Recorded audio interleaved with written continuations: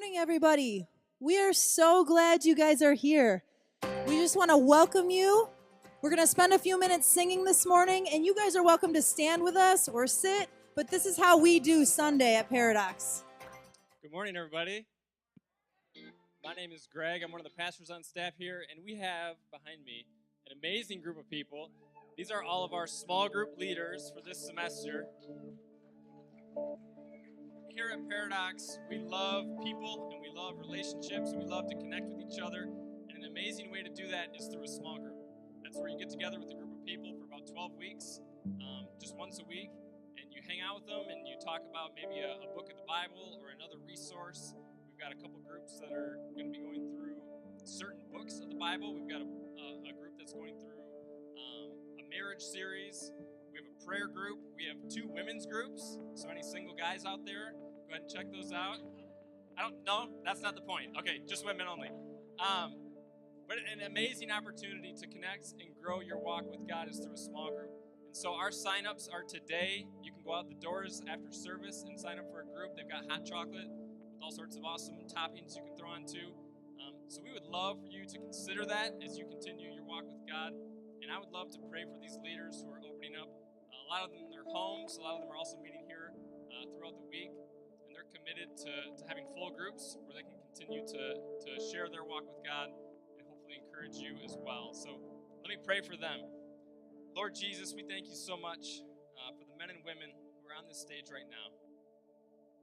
You have impacted their life in a powerful way, in a way that they want to share that with other people. And I'm thankful for that, God. There's also a lot of people here this morning who maybe are newer, who maybe don't feel as connected right now. And there's an awesome opportunity in front of them. And I just pray you would open up their hearts to that. Give them the strength and the courage to take that step to sign up for a group, to get better connected here so that they can ultimately be better connected with you. We need you, Lord. We need your spirit. I just pray that you would move through our groups in an awesome and beautiful way this semester. Thank you for all that you're doing. Thank you for all that you will do. In Jesus' name, amen. Thank you, leaders. Please give them a hand.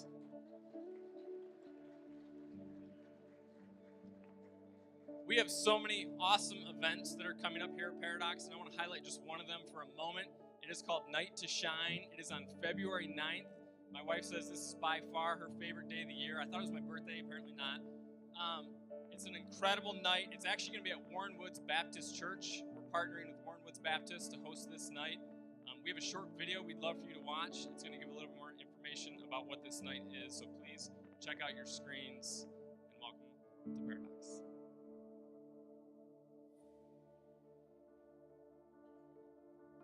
Night to Shine team, what's up, guys? This is Tim Tebow, and I just want to say thank you so much for being part of the team.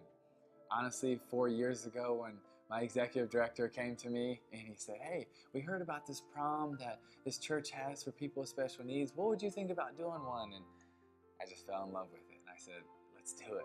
And he said, where? And I said, let's do it everywhere. So that first year, we freaked out. We rallied at the last second. We got 44 churches to be part of it. I thought, this is so amazing. Like, this is as big as it could possibly get. But then we realized that we serve a really big God, and he started to open up doors. And the next year, we had 201 churches, and we continued to grow and grow. And this year, guys, over 500 churches from over 16 countries, 175,000 volunteers are rallying together to celebrate over 90,000 kings and queens of the prom. And honestly, it's because of you. It's because you're willing to say, yes, I want to be part of that team.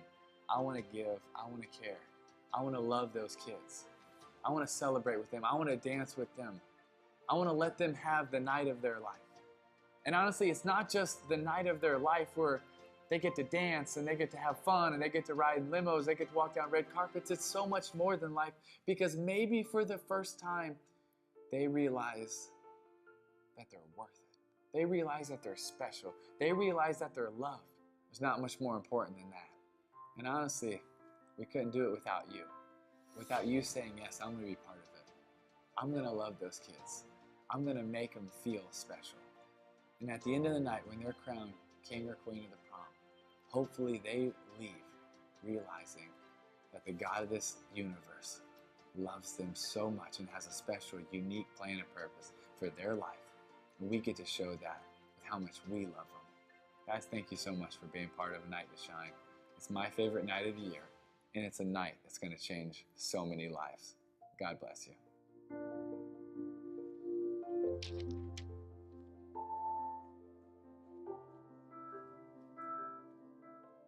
Morning. Well, you guys sound more tired than 9 o'clock did. Jeez. Should do what I did. I've been eating caramels out at the small group table all morning, which is not a great idea for a diabetic.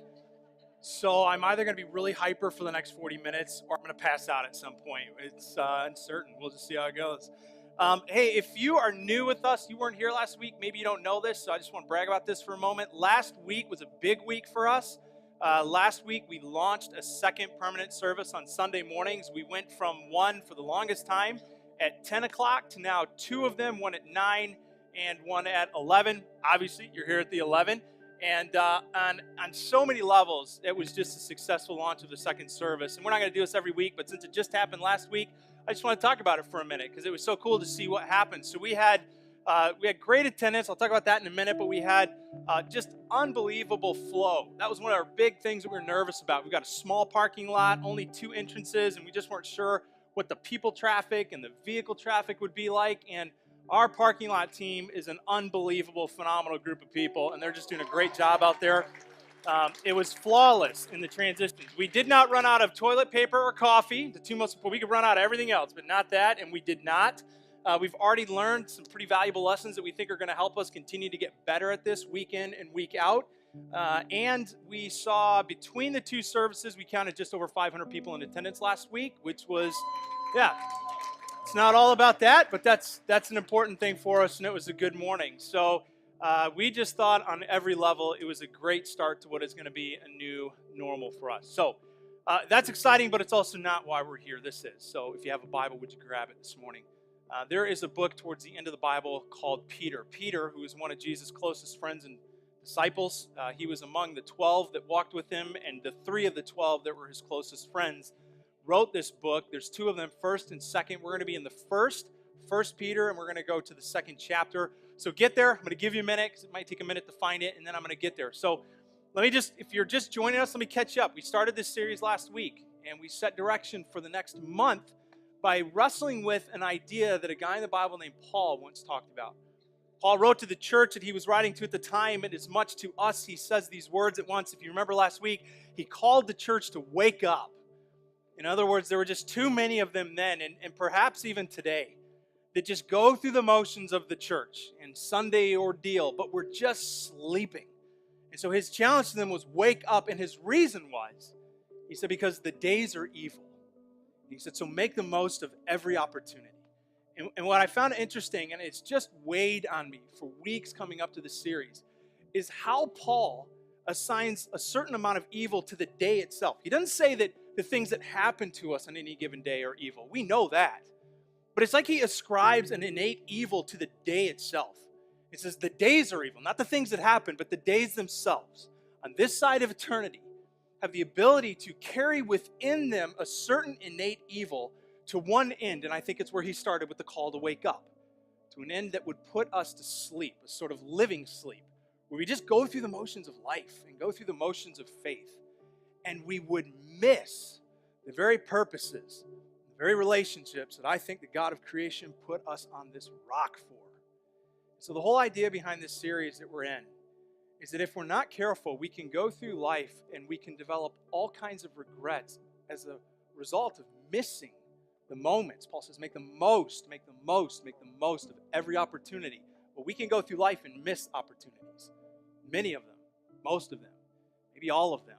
And the idea is we want to be the people that God has made us to be, increasingly engaging with what he has made us for by actively confronting the places in our life right now where we are developing regrets that one day we'll have to deal with. We will have to face if we don't start erasing them right now by making the most of every opportunity that God puts in front of us. So that's the whole idea behind the series, is make the most of every opportunity. So we've taken this title, the one arrow or the last arrow. And the reason for the last arrow is simply, if you're a hunter, you may get this. If you're not, I'll help you understand it maybe very quickly. If you go into the woods If you're a hunter, you don't go out there with one arrow, right? You go out with a few. But if you walked out into those woods with one single arrow, it will force you to make every decision you make with more intentionality, more purpose, more focus. You just don't have the opportunity to miss because you don't have a second chance. You make that decision, and every decision you make with more focus. You're not a hunter. You're like, I don't get it. Okay, I saw the same dynamic in my grandma's life when she was passing away. And I remember this one point where she started to, like in her last several weeks, she would talk slower. And I remember watching her, and I thought, there was a point where I thought maybe she was just struggling to put her thoughts together, or it was just the health that was failing. And what I think, the more I watched her and the time I spent with her at the end, is that she realized that she was saying some of the last things that she would say, and she was weighing those words and those sentences with more scrutiny.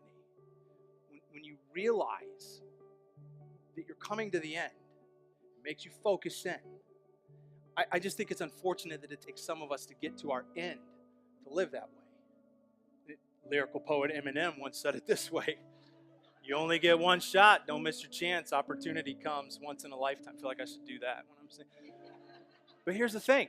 The greatest opportunity that comes to us once in a lifetime is life itself. And I think the sad reality is, if Paul's right, some of us are going through the motions so much that we are asleep. We are asleep to the very opportunities that the God of creation has put us here for. Wake up, Paul says. It's time to wake up. So I gave you a prayer last week that I wanted you to pray throughout the course of the series. So roughly 4 weeks, 30 days. So basically for a month, each morning or some point in the day to pray a very simple prayer in desire to align our lives, our purposes, our decisions with the heart of God. And I don't know if you've been doing that all week long, but I'll put it up on the screen. Can we do that? I give you a chance this morning to pray this. I'm going to give you a moment in your own silence, in your own seat, to just pray this prayer for a minute. And then I'm going to kind of jump in, pray it for you, and then we'll go on for the morning. And let me encourage you too, if you're in here this morning and you're not a praying person, maybe you wouldn't even consider yourself a spiritual, religious person. You just kind of wandered in with a friend today. You're checking it all out. I want you to hear this from me.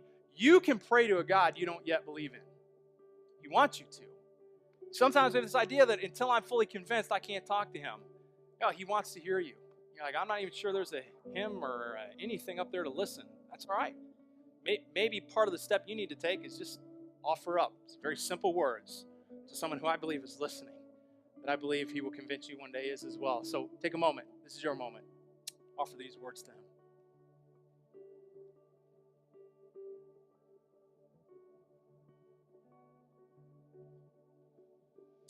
God in heaven, I just pray to you right now. I offer those words back up to you.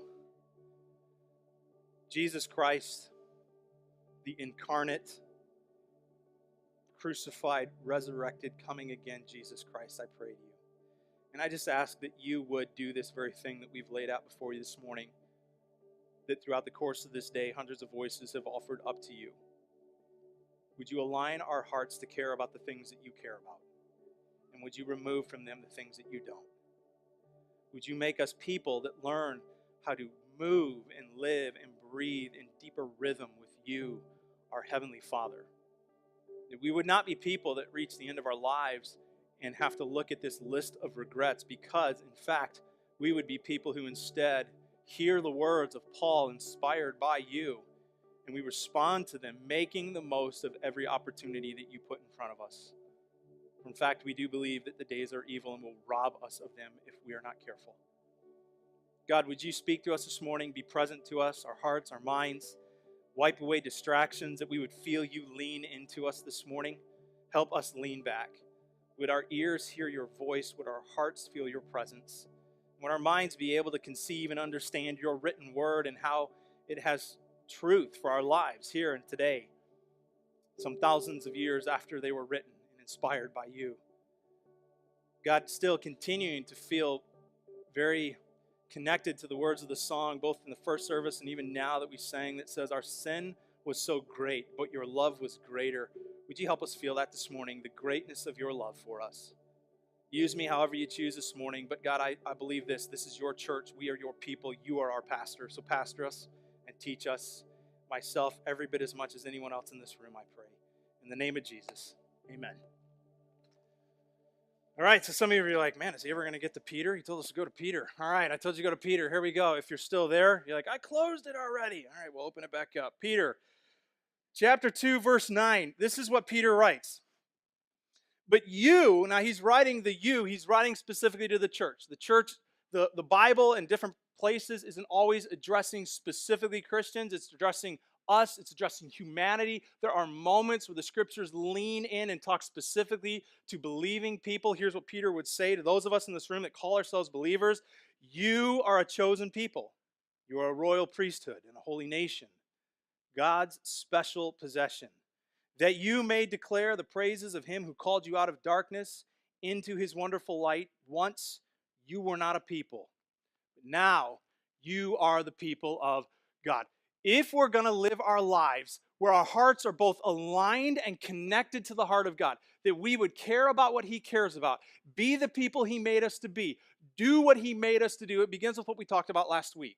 We have to live to be rich towards God. And there's just this sober reality with which we have to face the fact that so often even the most devoted followers of us are so committed many days to the things of this world than the things of eternity. To the stuff, the possessions, the security, the identity, all the things that are going to end up in the trash heap, that are going to rust, break, burn, and go away one day and will not go into eternity. And what we were told last week and what we read is from the mouth of Jesus is that his desire is for us to be people who are filthy rich towards God. And he says, he's not asking us or even talking about an issue of making a declaration of poverty with your life. He's saying it's about your priorities. It's about your purpose. Align your heart with me, that what matters to you is what matters to me. And the wealth that you would brag about and put your security in is the stuff that's going to pass with you into eternity, not the stuff of this world. That's step one. You're going to align yourself with the heart of God, and then you got to live to be rich towards him. Here's step two, and I think it follows right on the heels of step one, is that we have to learn to also be people that live to be rich in relationship with other people who are also committed to being rich towards God. That we would live in relationship with the people around us that the Bible refers to as God's church. Now it's interesting when you read Peter's words, the way that he talks about who we are. So you've got these two simple verses that Peter lays out. They give us a quick summary of basically what God is doing and the end that he is moving us to, which is all about, if you remember, we just said, praising him, that we would be his people. But it's interesting that in the context of what God is up to in us is not delivered through the mouth of Peter in an individuality, but in a plurality. In other words, together, he's using plural language. So when Peter writes, he doesn't say this. He doesn't say you are a chosen person. He says you are a chosen what? People.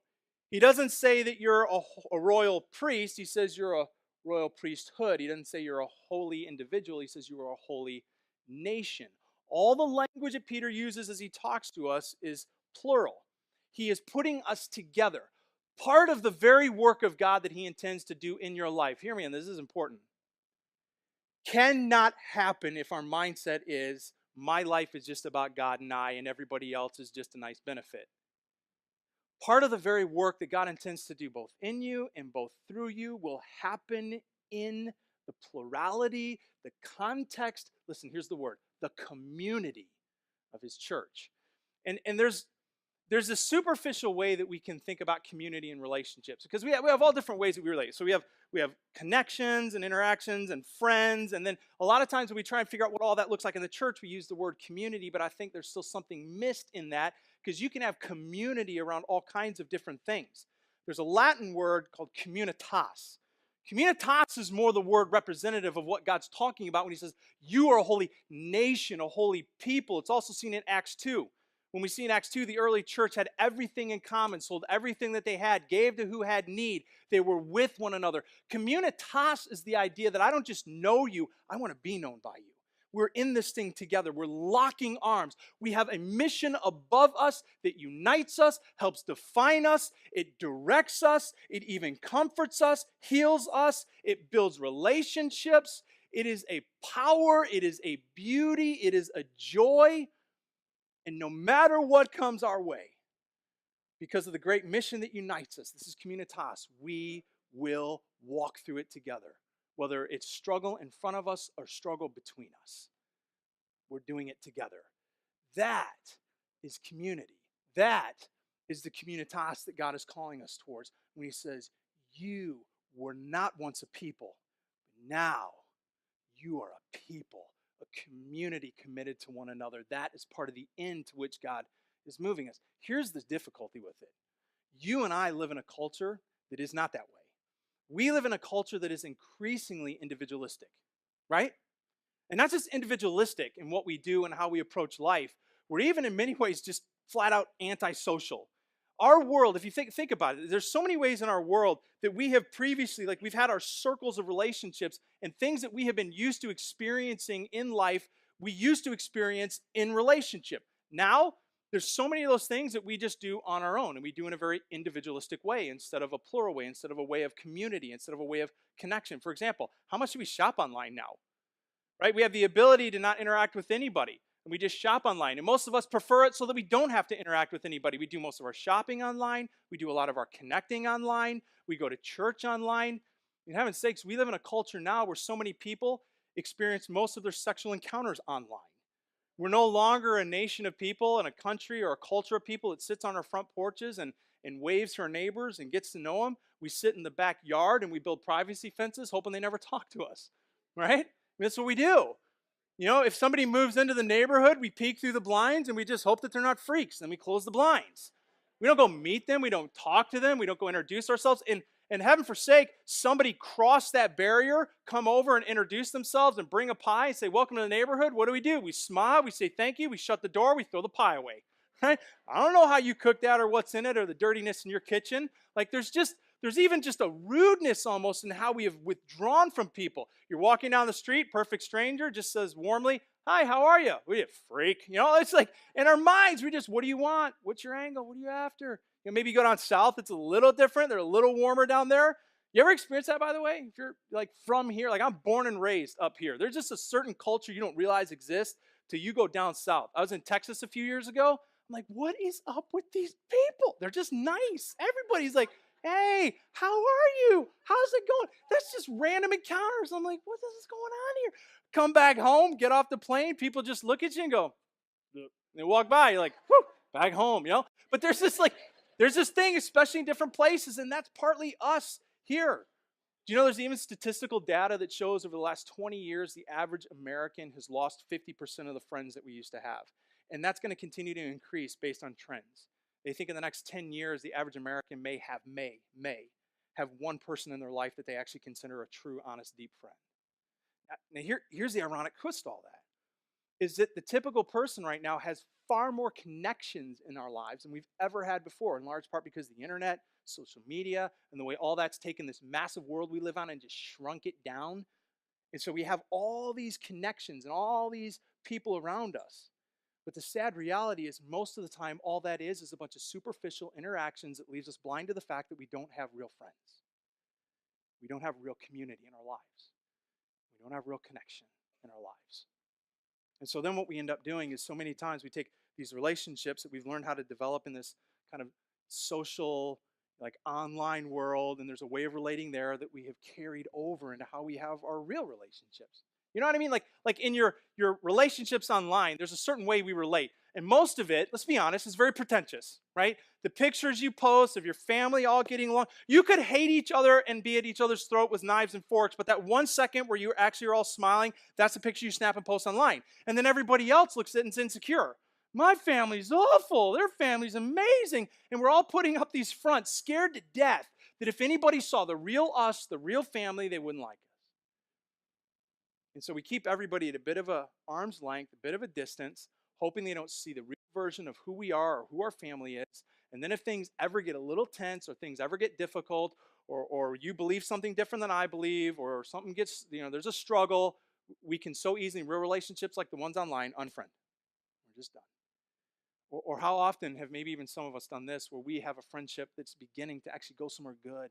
It's leaning in. A relationship that's going to a real place or a deep place and you sabotage it. Because some of us would rather end a friendship than end up being disappointed by one. And so we'll just end it before it even has the opportunity. And then all this way of relating and viewing relationships that's so unhealthy in our culture gets carried into the church. And it's no wonder to me so often why the church is having a decreasing impact in the world around us. And for some of us, it's even having a decreasing impact in our own lives. Because we have forgotten how to have the relationships the way that God made us to have them. Now, if you live your life at all with a worldview that's being shaped by this book, in other words, how you view relationships, how you view people, how you view life, how you understand the future, the past, if your worldview is being shaped by this book, none of this should necessarily be a massive surprise to us. On a couple of fronts. For starters, it seems pretty clear according to the scriptures that part of the very reason God made us was to live in the power and the beauty of community, not just to do life on our own, not just to be the mavericks, to pull myself up by my bootstraps, I can handle it, I'm good, but part of the very reason we were made is to do life in community, in relationship with one another. But the scriptures are also very clear that since the day there was only two of us on this planet to relate to one another, the power and the beauty of community God made us for has been completely under assault. So if you still have your Bibles and you're in Peter, I want you to go all the way back to the other side. I want you to go to Genesis chapter 1, verse 26. I want you to see the language that God uses when he talks about the moment he decided to create humanity. This is what he says on your screens, verse 26 of Genesis. Then God said, "Let us make mankind in our image and in our likeness, so that they may rule over the fish and the sea and the birds in the sky and over the livestock and all the wild animals." I'm going to do this again, and I want you to help me point out a couple of words I think are significant. Then God said, help me, make mankind in image and in likeness. Let us in our, let us in our, let us in our. It doesn't say, let me in my, let us in our. This is one of the greatest mysteries of the Bible. Especially if you're new to the church, this one is going to rock your world a little bit. And it's because for those of us who've been around the church our whole life, it's hard to get our head around. But one of the greatest mysteries in the Bible is what's called the Trinity. And it's the idea that God exists as one person and yet three distinct beings. But they're one, but they're three, but they're one. You're like, how is that possible? And not like some weird Norse mythology where you've got Thor and Odin and these totally separate beings. Like, this is one God and yet three distinct beings. And here's what's fascinating about that. That means that the God of creation himself, who says, I made you to exist in community, did that because he does. Like, that's how he exists, is somehow, though he is one being, he exists in this community, this relational way to himself as Father, Son, and Spirit. So when God created us, he created us, according to Genesis, in his image and in his likeness. Those are two important words, because part of what we understand then, being created in his image and in his likeness, is that he then made us, this is so important to understand, he made us to live in relationship with one another. Now, some of you are like, well, of course we're supposed to have friends. No. Like, every bit as much as your car doesn't run without gas. You're like, I have an electric car. No, okay, but without you, as much as your car doesn't run without gas, listen to me, your life will not function the way intended without the community relationships that God made us for. And your spiritual pursuit will at best be weakened. And at worst, you run the risk of what Paul said, missing the opportunities God made you for if we do not learn how to step into this thing called community that God has made us for. I mean, think about Adam. So God makes Adam. He puts him on this earth. And he makes everything, creates everything that is shy of Eve at this point. So here's Adam and all the animals. Everything's under his control.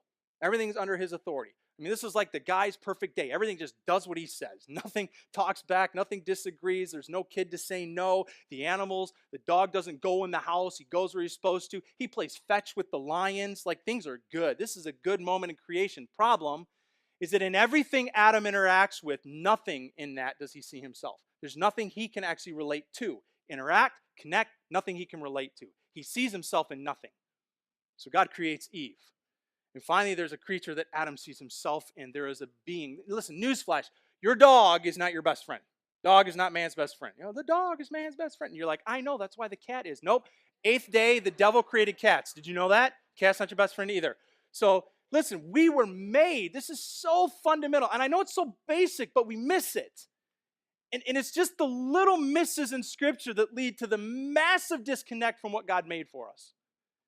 And the little miss is that you were fundamentally, in the very core of who you are, made to live in deep, committed connection and community with the people of God. We were made for it. We also know that the story of the Bible tells us that at one point Adam and Eve thought that they could do life better than God without him, thought he was holding out on them. And so They decided to do life outside of his expectations. The minute that happened, it destroyed everything between them and God. I mean, it just eroded their entire connection. You go back to Genesis 1 and 2, and you have God literally walking in the garden, like hanging out, physically hanging out. Like, how cool would that be? Like, just talking with him. Like, go hang out with God later today. Just you and him chilling at Starbucks. Like, that's Adam and God. They're just talking and hanging. Then you get to chapter 3, and God can't find him. Because of the break that happens, God can't find him anymore. And then what happens as a result of that break is you have a break that begins to occur between people. Once this starts to erode, this will always follow. And so now you have Adam, who in chapter 2 of Genesis is literally singing songs over Eve, "O bone of my bone, flesh of my flesh. She was taken out of me, so she will be called woman." Like, he's just singing to her. Then you go to chapter 3, and he's like, "She did it. It's all her fault. Doggone woman you gave me. I wouldn't have done, God, I was going to do what you wanted to do. She screwed it up." Like, it's just, he goes from singing to blaming, and it falls apart. Then they have kids, Cain and Abel. And somewhere, we don't know exact age, but adult-ish age, there's a conflict, and out of a fit of rage and jealousy, one brother murders the other. And the brokenness of human relationships steeps to an all-new low at that point, and then on and on and on and on to the world of fractured, broken relationships that we have today that so often, at best, are a mere reflection of what God made us to experience with one another. Reflection. See, when you and I live a life where we feel like we can just do it on our own, we go the maverick route, we just sit in our seat. And listen to me, if you're a follower of Jesus in this room especially, you come in here on Sundays and you just sit, and then you go home and you don't know anybody, nobody knows you, and you're disconnected. Listen to me, you are living counter to your very design. You are refusing to step into the very nature of how God, you're trying to drive your car and believing it can happen without gas in it. And God's going, that's not how I wired you up. Part of how I made you is to connect with me and connect with others. That's why I think, to be honest with you, I think this one subject could be a whole series itself. Like, we can make a whole 4 or 5 week, 6 week series out of this. We can't cover every angle.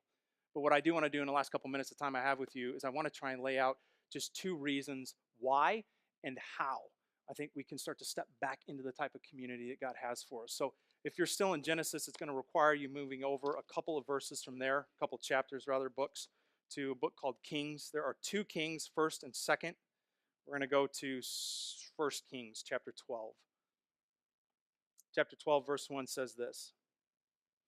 Rehoboam went to Shechem, for all of Israel had gone there to make him king. Now, when Jeroboam, that's going to get confusing a little bit because there's a Rehoboam and a Jeroboam. So just kind of stick with that. It gets a little bit confusing. It sounds very similar. When Jeroboam, son of Nebat, heard this, he was still in Egypt, where he had fled from King Solomon, and he returned from Egypt. So he sent for Jeroboam. And he and the whole assembly of Israel went to Rehoboam and said to him, "Your father put a heavy yoke on us, but now lighten the harsh labor and the heavy yoke he put on us, and we will serve you." So let me put this all in context really quick. This is a chapter 12 of Kings, where it sets up the entrance of a new king to the throne. This is Rehoboam. Rehoboam is the son of Solomon. Solomon, if you know the history of Israel at all, he is the son of David, both of which unbelievably successful, powerful, reputable kings over Israel. Solomon, probably even a little bit more than David, only in his wisdom and his wealth. So Solomon was an incredible king, unbelievable leader, led the nation towards God, built the temple, but he wasn't a perfect man. And so there were moments he made some mistakes. And one of his worst was that there was a moment he broke in relationship with God and began to allow the nation to worship other gods. Listen, when that happened, it started to break the relationships around him. We say, when this starts to dissolve, these will always dissolve around you. When your relationship with God is beginning to erode, it has impact on your relationships around you. The one always affects the other. So in Solomon's court, he has an official. He has a friend. This is Jeroboam. When Solomon's relationship with God begins to erode, his relationship with Jeroboam begins to erode. And when that happens, he becomes a bit of a tyrant. And he starts laying all this oppressive weight on Jeroboam.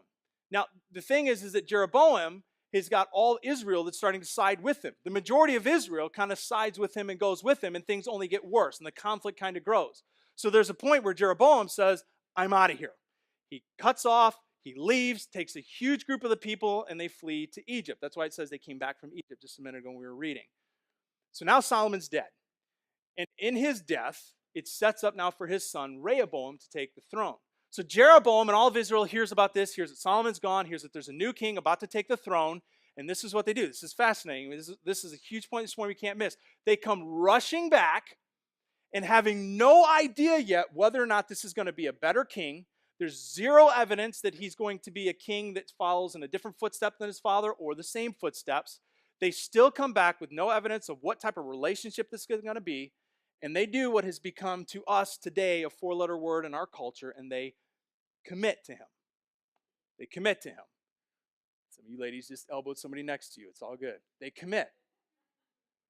This is fascinating, right? Think about this. There's this whole group of people that were abused by Solomon, the father. Now Solomon's son comes, and he's about to take the throne.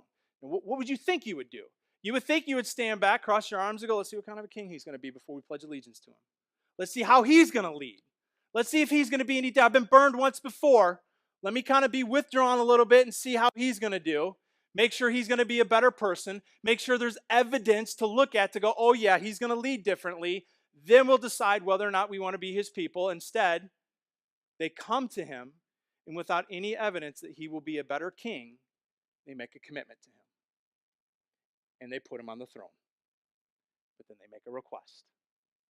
Now, I think that part of what we need to do as a people, if we are going to step into the type of community God made us for, we have to be a people that relearn the power and the act of true commitment to one another in the church.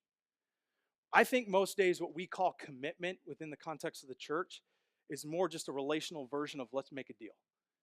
Where we have these expectations, and as long as you meet the expectations I have and do what I want and don't, things don't get weird or things don't get, and just do what I expect, then we can be in a relationship. But the minute things don't go the way I want, or things get tense, or things get difficult, or things get frustrating, or things get discouraging, I'm out. And I go. And I go somewhere else. And I go sit in another room. Listen, what we have done is we have boiled down the experience of the church to being the fact that we all just simply sit in a room on Sunday mornings together. But the power of the church is never meant to be experienced simply because we are in the same room, but because we are in one another's lives. That takes commitment. In that place, what we create is an environment where we say, I am here. I want to know you. I want to be known by you. And whatever comes our way, we are serving our King, locking arms, and I'm going nowhere. I'm here with you. Anything less than that creates an environment where we go, I'm here until things don't go my way, and then I'm gone. And I'll find another room to sit in. Now, that doesn't mean that there's not times and reasons to leave a church. Some of you are here right now because you left another church. You're like, oh my gosh, he just called me out. No, there are always times. There are reasons. But maybe you need to have a conversation and go back and explain why. But what I would hope we would be is a people that are committed to one another more than we're just committed to this thing we call an organization or call the church. That we're actually committed to the people. That we are here for one another, with one another, locking arms together. Now, some of you might go, but here's the problem. I've been burned before. Like, I've been hurt before. And then sometimes other people, I hear this a lot as well. Sometimes people will go, well, okay, I've been here for 6 months, though. I don't have a friend yet. What do you say to that? It's supposed to be a place where we're in community. I don't have a friend here, and I've been here for a year. Can I tell you honestly, I don't think our job as a church is to make friends for you. I think it's to create a place where that can happen. But you've got to take some steps. And sometimes I'll have this conversation with people, more often than I would like to have. Where something will happen, where it was something that said like, well, it's not friendly there, or people don't really talk to me, I don't really have any friends there. So I'll ask a couple questions. And that almost always leads me to some very clear understanding of what's happening. Because usually what happens after a couple of questions is I find out that you come in right at the start of service, so you got no time to interact with people beforehand. You leave right after service, so you got no chance to talk afterwards. You don't join small groups. You don't come to any of the events. You're doing nothing to try and reach out to people or talk to them or say hello.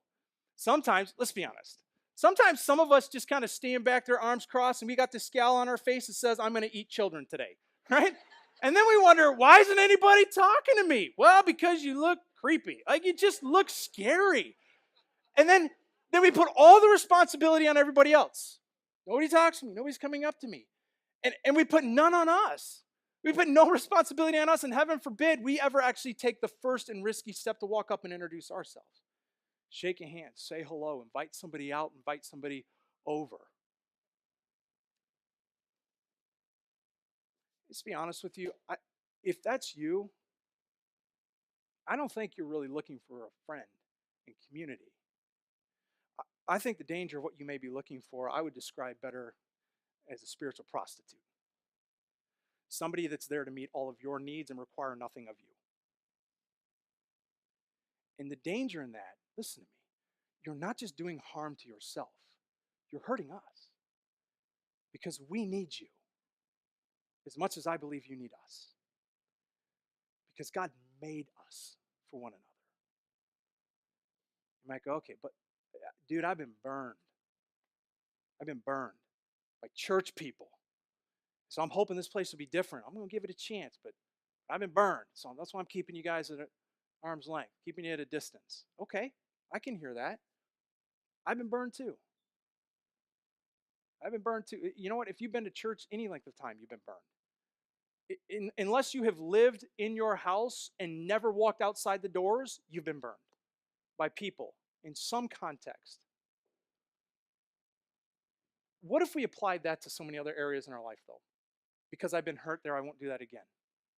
Like, how dysfunctional would our lives be? You know what? I love coffee. You know how many times I've burned myself over the course of my life on a cup of coffee? I still drink coffee. I slipped and fell on the ice this winter. Haven't stopped going outside. Zipped my neck up in the zipper of my coat a few weeks ago. Haven't stopped wearing a coat, right? Listen, please hear me. I'm not trying to downplay your hurt. Some of you have been genuinely hurt.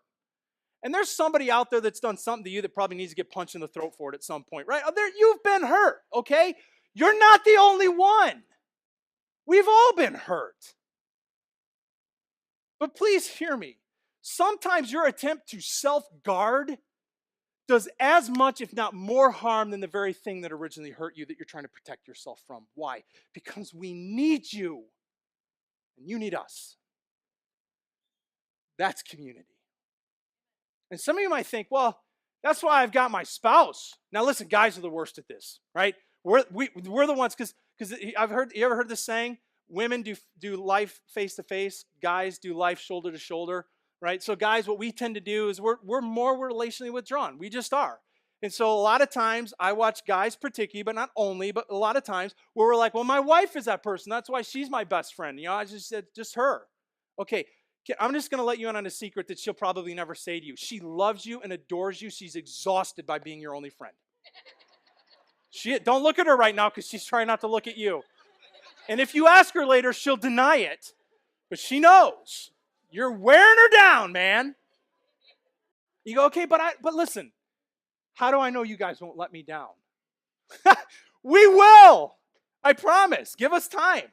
It'll probably be Mike Nank, but we'll let you down. He lets everybody down.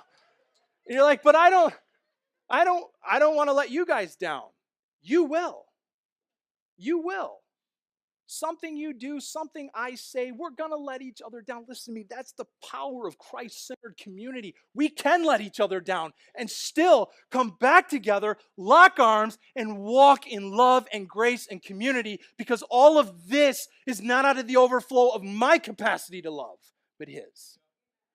Not out of my capacity for grace, but His.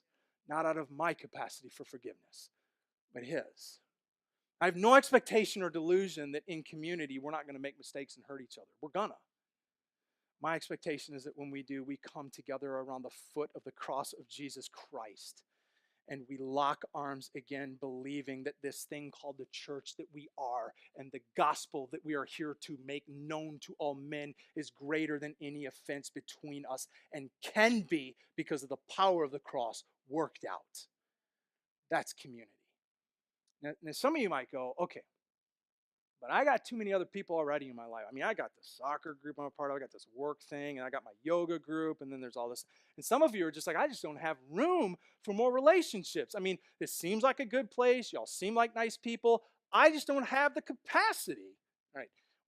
Watch what happens here as the story wraps up. Go back to Kings again if you're still opened up. Here we go. Verse 5. So remember, the people came to him and said, hey, you're king. We're going to make a commitment to you. Hope you'll be a better king. This is what happens. Rehoboam answered them, and he said, go away for 3 days and then come back to me. So the people went away. And then King Rehoboam consulted the elders who had served his father Solomon during his lifetime. How would you advise me to answer these people, he asked. And they replied, if today you will be a servant of these people and serve them and give them a favorable answer, they will always be your servant. In other words, lead them better than your father did. Say yes to their request, and they will always follow you. You'll be their king. They'll be your people. This will be good. He didn't like that. But Rehoboam rejected the advice of the elders, the advice that they gave him, and he instead consulted the young men who he had grown up with, and they were serving him. Can I just say a really quick side note? There's a whole message in this one. If the best advisors in your life are people your age or younger, you're in a dangerous place. He asked them, what's your advice? How should I answer these people who say to me, lighten the yoke that your father put on us? And the young men who he had grown up with them replied to him, these people have said to you, your father put a heavy yoke on us, but make our yoke lighter. Here's what to tell them. My little finger is thicker than my father's waist. My father laid a heavy yoke on you. I will make it even heavier. My father scourged you with whips. I will scourge you with scorpions. That's not ancient Hebrew talk for let's be friends, right? He's just destroying this whole thing. Catch this. He's destroying it because the people he's listening to are leading him wrong. Okay, so here you go. Let me give you a couple fill-ins. Number one, if you are going to step into the type of community that God has called you for, made you for, number one, commit. Commit more to the people of the church than the place of it. Commit to the people of the church, not the place of it. You know how you do that? You got to get real, number one. You got to get real with people. And you can't get real with people if your only interaction with them is on Sunday morning when you're, hi, I can't remember your name because I only ever talk to you on Sundays. Like, invite somebody over. Invite yourself over. Like, get together outside of here. Go grab some lunch together. Look, we put this whole service an hour later. You're going to be at lunchtime when you leave. You're welcome. We did that for you. Go grab lunch. Like, if you want to start the process of stepping into community, commit. Commit means your relationship level cannot just end here in this room on Sunday morning. But beyond that, like, start to invite people in, like, really in. Like, I'm not expecting that you're going to sit down in the first moment. You're going to be like, here's everything about me. That'll freak people out and make them run. But at some point, like be real. Guys, can I tell you, especially us as men, I'm so in this category. Like, when things start to get real between us, we get awkward, nervous, and make jokes, right? It's like, man, I don't know. How you doing? Man, life is just tough lately, and things at home, and my wife, and I don't know, work is just overwhelming. And then, somebody's there and it gets awkward. Your mom's overwhelming, right? And we start making jokes out of stuff and getting weird. And it's like we can't go to real places. Listen, you're doing yourself a disservice if you don't have those kind of people in your life. And you're doing us a disservice because we need you in ours. Commit. Don't let the level of your relationships end in this room with the people in this room. But the second thing I would say, it's not just commit. Some of us need to start to reshape the circle of influence around us. We need to start to reshape the circle of influence around us would be step 2. Erwin McManus says this on your screens. I love this quote. It's right out of one of the book that we're doing this off of. One of the best ways to identify where you're going in life is to identify who you're going with. 2 things in life impact who you are becoming more than anything else. The choices you make and the people you do life with. Like, have you ever been to a point in your life, and maybe you're even there right now, where you're a little baffled about where you are and who you are? Where you're like, how did I get here? How did my life end up in this spot? This isn't what I imagined for myself 10, 20 years ago, a year ago. Or have you ever just wondered, how did I become this person? This isn't who I wanted to be. This isn't who I thought I would be. You ever wonder that?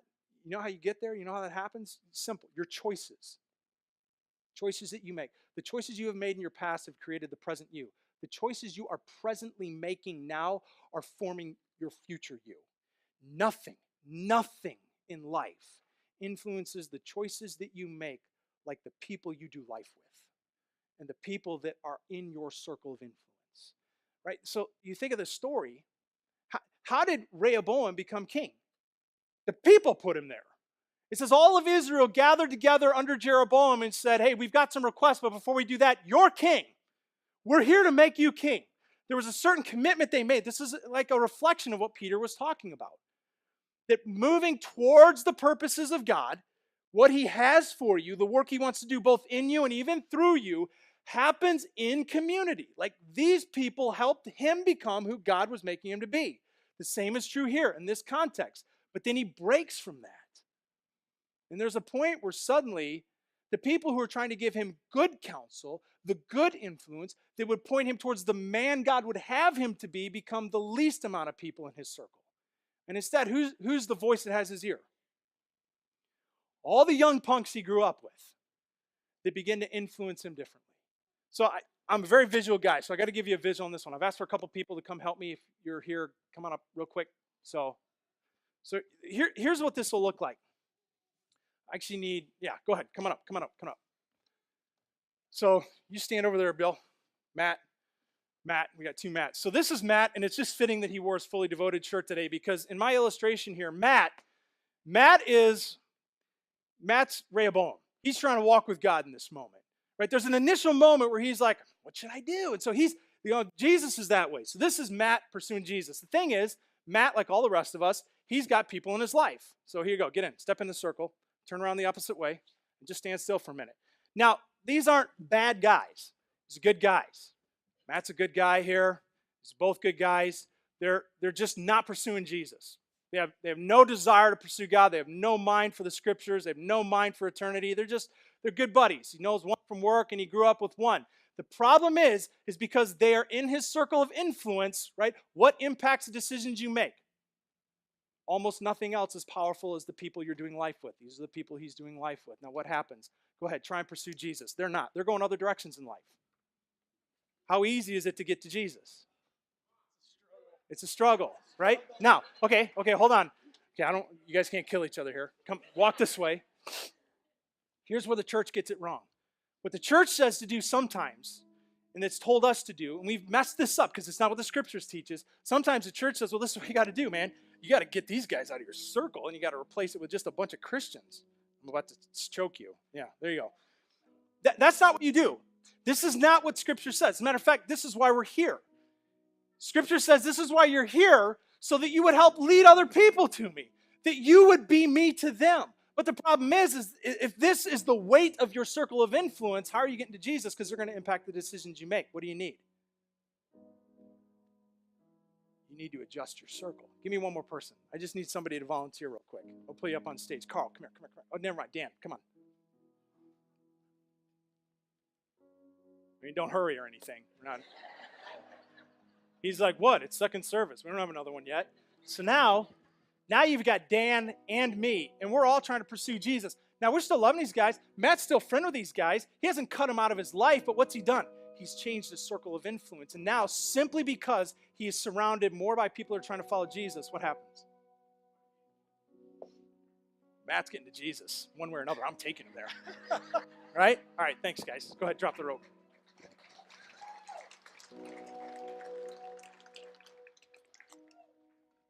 Some of you guys are trying to figure out right now why you're where you are in relationship to God, because it's not where you want to be. And you're trying to figure out why things don't feel the way you want them to feel, why he feels distant, why you keep struggling with the same thing, why you read the person he wants you to be, and you look at your life and you're not that person, and you're trying to figure out what it is. Is it him? Am I not doing something right?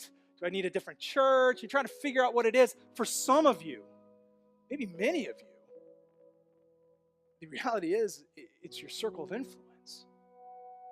Is that you have not built the community with other Christ followers that have locked arms with you and are pulling you as much as you're pulling them towards Jesus. And you'll never get to him the way he made you to if you try to get there alone.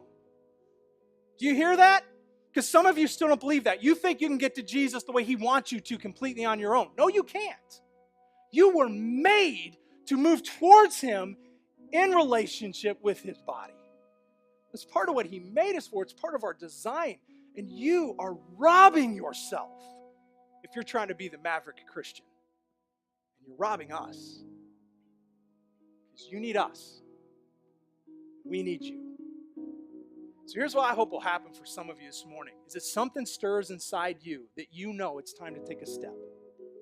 Some of you are involved here. Maybe for some of you, this is just a reinforcement of some of the decisions that you have made. To be involved, to be connected, to continue to pursue relationships, even though they've hurt you, and it's just reinforcing. That's why. Great. For others of you, man, you have done a really good job of keeping a seat warm on Sundays. And yet there's so much more God wants to do in you. And there's so many more ways that we as a church will grow stronger when you step up out of that seat and say, it's time. It's time for me to lock arms with people here, to step into community and into relationship, to be known, to let people know me. So I hope that for some of you, you'll start to take that step. And it might be a really challenging step. For some of you, it's going to push you outside your comfort zone. Some of you, you are total people. Right? You know, people, you're like my wife. I mean, my wife and my son, those two, holy smokes. I can't leave this building on Sunday mornings because those two just love to talk. I've said so many times before, I don't have friends except for the fact that I have a wife. Like, that's just, my friends are because I'm married. Like, nobody believes this. Put me off the stage, I'm not an extrovert, I'm an introvert. And I feel awkward in conversations in a relationship. Some of you have talked to me before, you're like, that makes so much more sense now. Like, I don't know what it is. I do this because of God. That's it. Because you take me off this stage, I default towards the maverick. And yet I have to continue to be reminded, that's not how I've been wired. That's not how I've been made.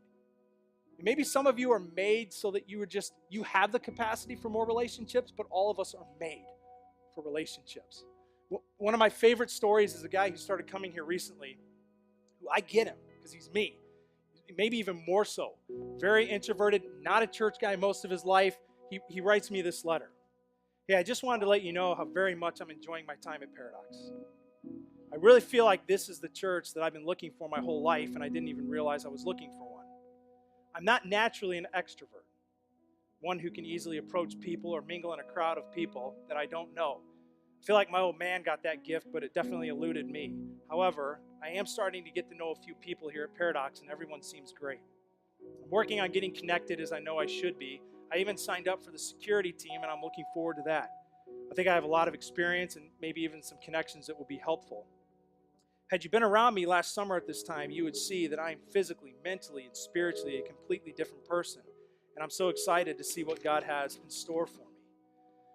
I even thought long and hard about it and recently decided to join a small group, which is totally outside of the norm for me.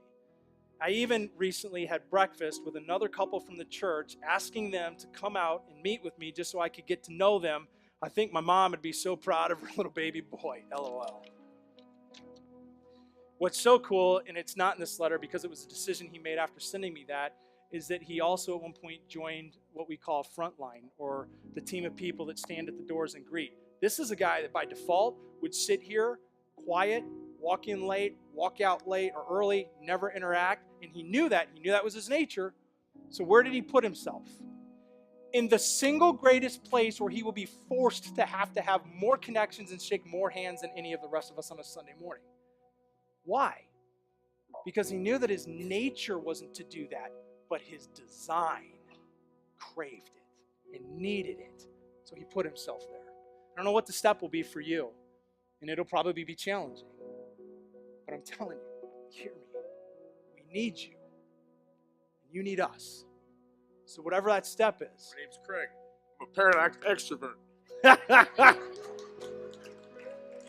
That was not planned. Whatever that step is, take it.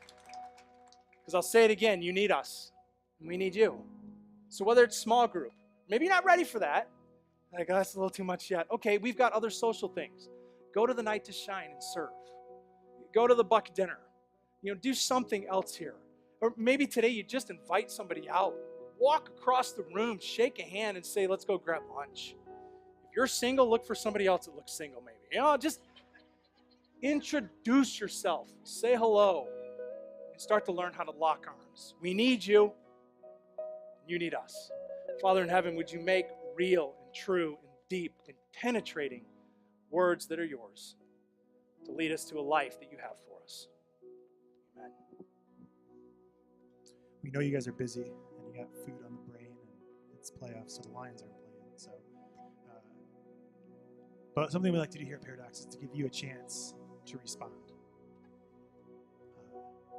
And respond to what God is saying to you, whether that be something about your inner circle, like Greg was talking about, or maybe just forgiveness or something in your heart. Whatever God's trying to say, we want to give you an opportunity to just listen, take a chance to respond. So, sitting, standing, whatever you need to do in this moment, but please sing along with us as we take that moment. Hey, so like I said, there's so much going on right now. Don't forget the Buck Dinner sign-ups downstairs and the small groups out here in the hall and Night to Shine and all those different opportunities. But there's one that I really quickly want to let you know about. We are actually, it's fitting that today is when we make this announcement. We are starting a new team called the Care Team. And the reason we're starting a team called the Care Team is to create a group and equip a team of people to care for Paradox. Now, that doesn't take away from what I've been talking about this morning. However, the reality is, since we moved into this building, we've seen about a 30% growth in the people coming. And that's only going to keep happening, which means that the possibility for people to slip through the cracks only keeps increasing. And we don't want that to happen. People matter here. And the unfortunate reality is, when there's more and more faces, it's more and more easy for people to just slip through the cracks, to come and be unnoticed, to disappear and no one realized, to be in the hospital and no one was able to come. So the Care Team is a team that we're starting to develop that will meet with people, pray with people, visit people, go to hospitals, that is going to be dialed into people that maybe even haven't been here in a while, just to reach out and let them know, hey, you're loved and you're missed and we care about you. I try to do that often, and it's always weird as a pastor because I always feel like people think I'm giving them the whole like, why haven't you been in church lately thing? And so I have to always tell them, I genuinely just miss you. And they're like, oh, okay. But I can only do so much, and our staff can only do so much. And as we continue to grow, we're going to equip a group of people to do that. So we have a few people, the Davies, are Drew and Jen in here? Did they already walk out? They're in the very back right there. Dude with shirt that says free hugs. You need a hug today? Clearly he's advertising. So these guys are unbelievable. If you don't know them yet, your life will be blessed by getting to know them. But they're going to be heading up this team. And if you have any interest, not only just what the team does, but how you could be involved in it. That's what we're trying to do, is build this team. And would you go back to that table today and just talk to them and ask some questions? Maybe this is one of those places for you.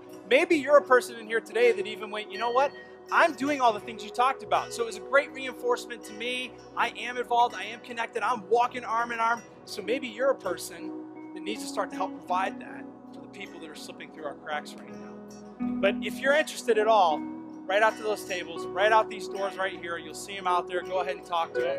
It's in what we call the spongy corner. We call it the spongy corner because if you go all the way in the corner and you jump, the whole thing bounces like a foot. Now everybody's going to want to go to it. Yeah, I know, it's a little bit scary. So with all that said, lots to sign up for, lots to do, lots of people to talk to, and apparently everybody's going out to lunch with each other. So Paradox Church, you are so loved.